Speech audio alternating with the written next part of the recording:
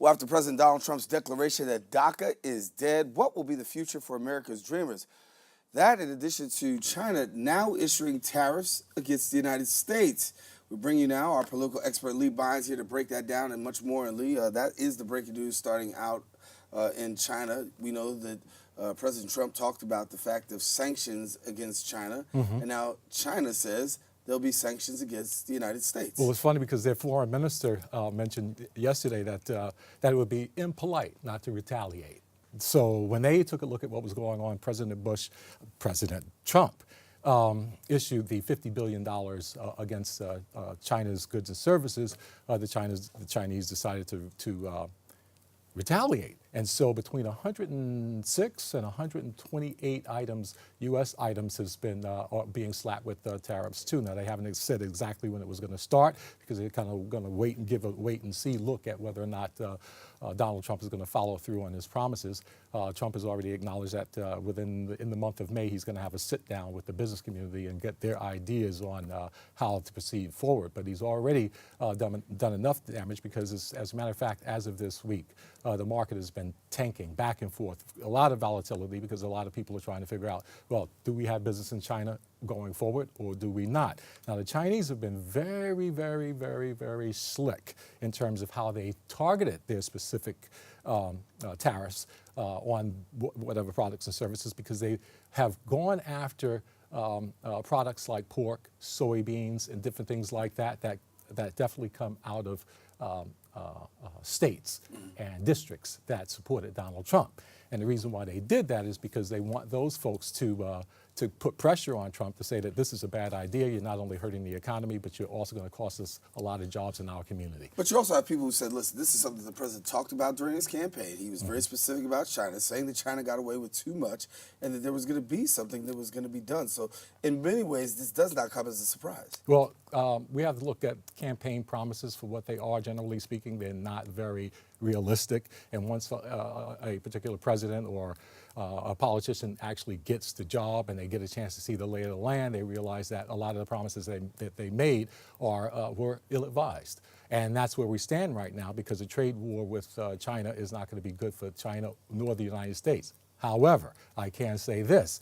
If Donald Trump persists in this line of thinking where he's going, and it is a major trade war, then that's a war that the United States pretty much can't win. Here's the reason why.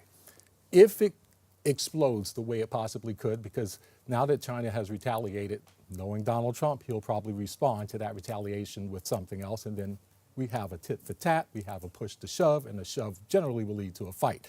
If that happens, we have to realize that, look, the United States just passed a $1.3 trillion bill to cover its responsibilities for this year. Keep in mind, the United States is totally broke. We got a 22 point some odd trillion dollar national debt with tens, if not hundreds of trillions of dollars in unfunded liabilities to be responsible for it. China is the United States' largest benefactor when it comes to them coming up to the window and purchasing our treasury bills and our bonds. If they even intimated it, just made the suggestion that they may reduce the amount of money that they're going to invest in U.S. debt, if you think the market is crashing over this, this is the beginning of a trade war, think of what news like that could do to Wall Street and our 401ks moving forward. Well, we also want to go back to the top news that we talked about, the President Trump declaration that DACA is dead. We speak now to that. And what are we to make of President Trump saying now that DACA is dead? Because this was something that we knew that he was a little impartial to it in the beginning, made some concessions, but now to get to the place where we're saying it's dead. Well, the president is in a lot of trouble right now, and generally when he is, you're going to find wild, crazy statements like that. One of the reasons why he's going out is that he's got to give some red meat to the base. He's been meeting in the White House and out at Mar-a-Lago with a lot of individuals from Fox News, the conservative far right, and they're telling him, look, when we talk to the people at the base, they're saying that, look, there's a promise that you made during the campaign trail that you're going to build this wall. And now that you're doing it, it looks like you might be backpedaling on that. So in order for him to shore up his base for the 2018 elections, which are coming up in November, it would be a wise move for him to give these people something to chew on until the elections. However, it's a major problem because as a result of that, he had to. Yesterday he broke some news by telling the country or the world that he was thinking about pulling out of Syria. That's an admission that the United States was a failure there. But not only that, the reason why he says that he wants to pull out of Syria is to bring those military, the money that's being spent, to help pay for infrastructure and also start putting military forces to help get the border wall secure until he can get the wall that he's looking for. Why is that a mistake? Of course I know. That's a mistake because the United States has rules and laws against the United States military, be they the Marines, the Army, whatever, or the National Guard from engaging, arresting, or detaining anyone in a law enforcement capacity. That is something that has to be left up to Border Patrol and others. So the only thing that the soldiers will be able to do to support what he wants to happen is perhaps at most logistics. They can provide construction assistance in terms of fixing holes and various breaches in the wall. But as far as them doing anything in terms of engaging people as they come across the border, that is not going to happen unless the Congress actually moves to change the rules. And since we know that Congress pretty much moves at a glacial speed, if anything, that's not going to happen. That's not going to happen. We'll talk about the border and talk about immigrants. Let's go back to some numbers with regards to DACA. Now, since 2018, 55,000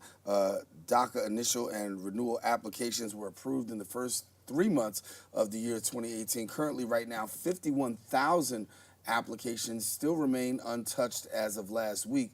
And so still a lot of people hanging in the balance when it comes to DACA. And we understand that even now, at least 30,000 Dreamers who've renewed their DACA status are still also in limbo. Well, they remain in limbo because right now Donald Trump tried to bypass the court process and go directly to the Supreme Court to find out whether or not he could just, line item them out of the process.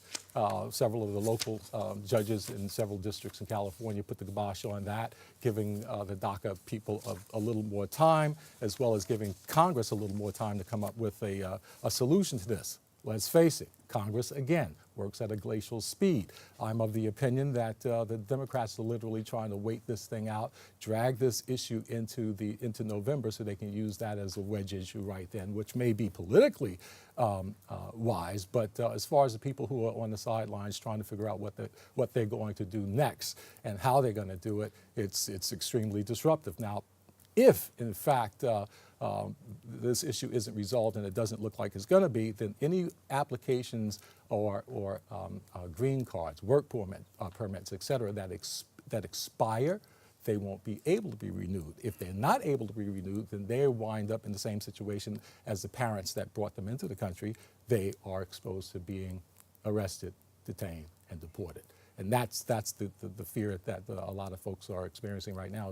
And it's kind of horrible because, as a matter of fact, last week while we were on the stage at that exact moment, there was a young man from either Senegal or Somalia who actually escaped from ICE agents as they were trying to load him onto the plane. Now he's been recaptured, but you can tell the desperation that these people are under. They do not want to go back from whence they came. One of the reasons why is because they don't know. They've never been there. Well, they were there as children, but when they left, they can't speak the language. They don't know the culture, et cetera. So that's where we are right now on DACA. All right. Well, a lot to consider and a lot to unravel. So we'll bring you back next week and then we'll talk some more. That's the plan. All right. Lee Bynes, our guest here on Open. Let's take a quick break. We got more show coming up. Stay with us. We're coming back right after this.